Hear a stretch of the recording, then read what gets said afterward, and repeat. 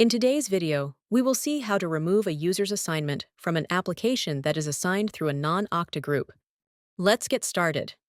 One of the basic troubleshooting steps when dealing with an application assignment error is to unassign the affected user from the application and assign it back to him. However, this is not possible when the application was assigned through a non-Okta group. A non-Okta group is a group created and managed in Okta by the application. An Okta admin is not able to modify the membership of the group, and only the application that imported a group in Okta can do it. If we check the Assignment tab of the group-assigned application, we can see that the user cannot be removed from the application. However, the Okta admin can convert the group-assigned user to an individual assigned user, which can be removed from the app. In order to proceed, you need to click on the pencil icon next to the user. Switch the Assignment Master option from Group to Administrator, and now click on Save.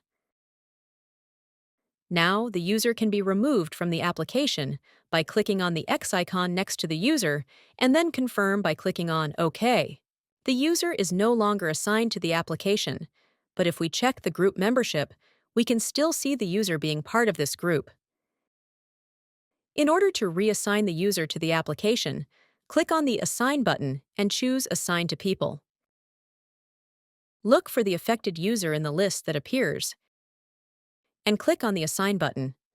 Since the user will inherit the group attributes, you don't need to change anything here. Then click on Save. Now, we can see the user is visible under the Application Assignment tab, but he is still set as an individual for now.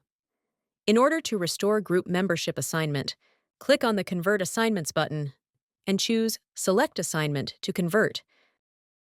From the list that appears, choose the affected user. Click on the Convert Selected button. After receiving confirmation that the conversion was successful, click on Cancel. Now the user is assigned to the app through a group. Thank you for watching.